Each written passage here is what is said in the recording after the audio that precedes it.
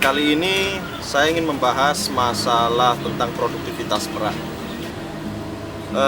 Merak ini usia produksi untuk yang betina itu dia memasuki usia 1,5 tahun. Itu dia udah mulai belajar bertelur yang betina. Kalau yang jantan itu dia masuk usia mulai belajar kawin usia 2 tahun. 2 tahun dia belajar kawin, tapi usia mateng 3 tahun. Jadi di usia 2 tahun itu dia bisa kadang-kadang kawin. Si betina juga 1,5 tahun bertelur, tapi sulit menetas karena memang yang jantan sperma masih lemah. Terus yang betina juga masih belajar bertelur. Jadi produktivitas atau tingkat akurasi untuk menetasnya kecil di usia-usia masih remaja. Jadi untuk yang betina usia mateng itu sekitar 2 tahun. Jantan usia mateng usia 3 tahun.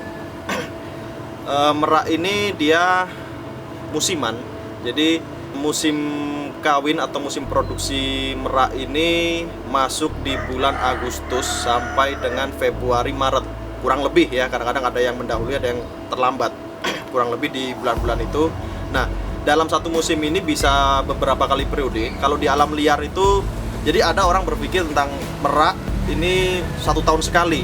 Sebenarnya bisa dibilang salah, bisa dibilang betul juga. Karena kalau di alam liar, setahun sekali itu kan karena dia Agustus bertelur, bulan depan menetas, terus dia angon anaknya itu sampai 3 bulan, sampai 5 bulan. Jadi musim habis. Jadi dia udah nggak bakalan produksi lagi. Nah, ketika di penangkaran, telur itu kan kita ambil setiap hari, kita ambil seminggu sekali kita masuk mesin. Jadi setiap musim merak di penangkaran itu bisa sampai 3-4 periode dalam satu musim.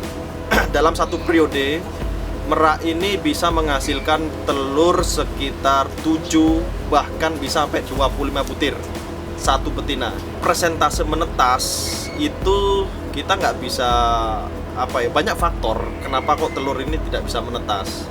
Satu, mungkin karena faktor si jantan masih muda bisa. Kedua, si jantan juga mungkin spermanya kurang bagus walaupun sudah usia. Si betina pun begitu, mungkin waktu dikawin atau dibuahi tidak pas.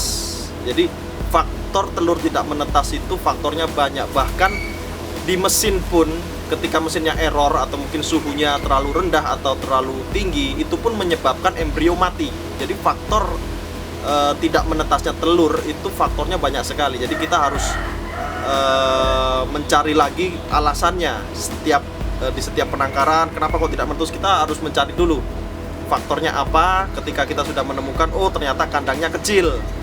Nah, kandang kecil ini juga sangat berpengaruh tidak bisa menetas karena ketika si jantan membuahi, ekornya terbentur oleh tembok atau mungkin ornamen-ornamen seperti ini, terbentur akhirnya tidak pas.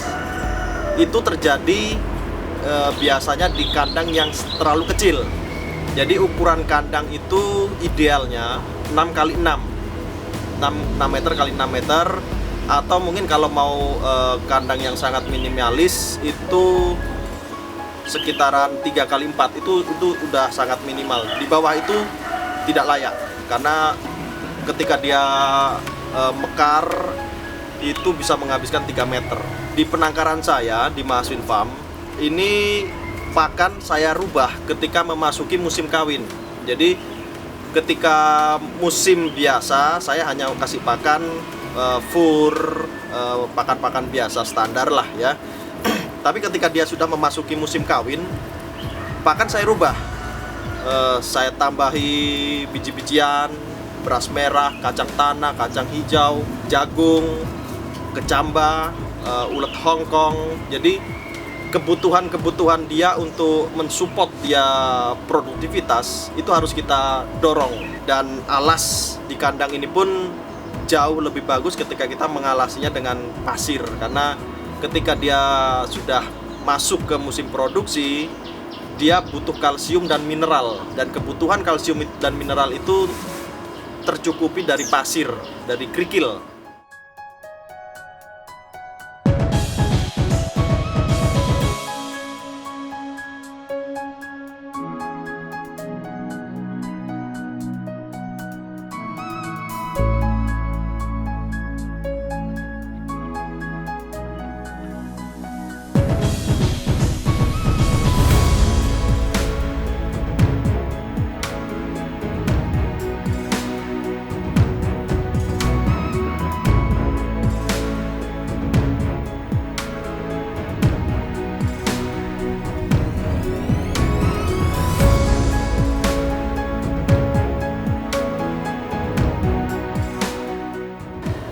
kita mulai masuk ke mana telur. Jadi telur ini, perawatan telur dalam mesin itu ketika kita menggunakan mesin tetas manual, telur ini harus diputar setidaknya sehari 2 kali, jadi pagi sama sore.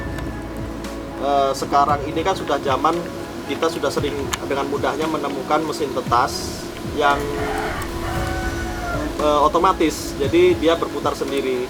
Tapi kelemahan dari mesin tetas otomatis ini terkadang kita lupa untuk mengecek suhu. Nah, jadi kadang-kadang suhu mesin tetas otomatis ini dia over, jadi terlalu panas, terlalu rendah. Itu kita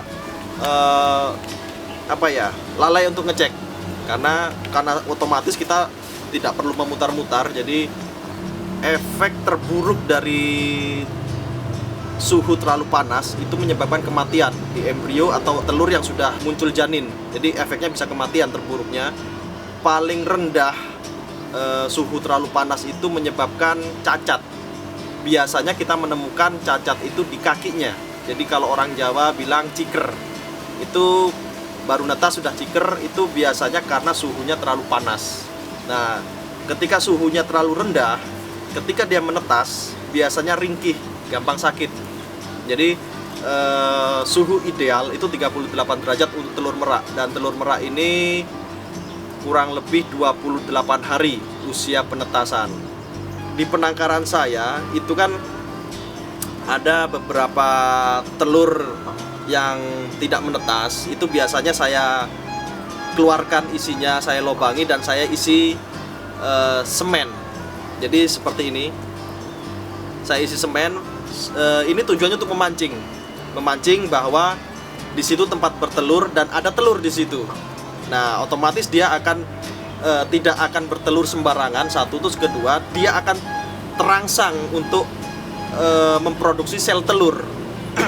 Jadi tujuan utama pemancing ini juga sangat-sangat dibutuhkan sekali di setiap penangkaran, karena setiap merak pun jumlah telur ini kadang-kadang ada yang hanya 7 butir, bahkan sampai 25 butir.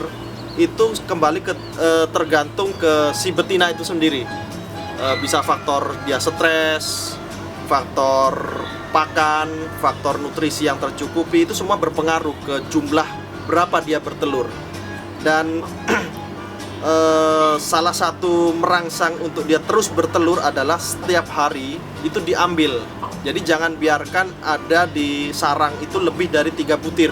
Sisakan 1 untuk pancingan, yang lain diambil. Karena ketika dia melihat di sarang ada 5 butir, dia akan terangsang untuk berhenti memproduksi sel telur. Nah, ketika itu dibalik atau dalam artian telur itu selalu dipancing dengan 1 butir, dia akan terus terpancing memproduksi sel telur di kandungannya. Dan selama sel telur itu dibuahi si jantan 2 hari sekali kah atau mungkin 3 hari sekali, itu insya Allah fertil. Nah, tapi ketika si jantan ini lemah, si betina bertelur terus dan tidak terjadi pembuahan, telur tidak akan menetas.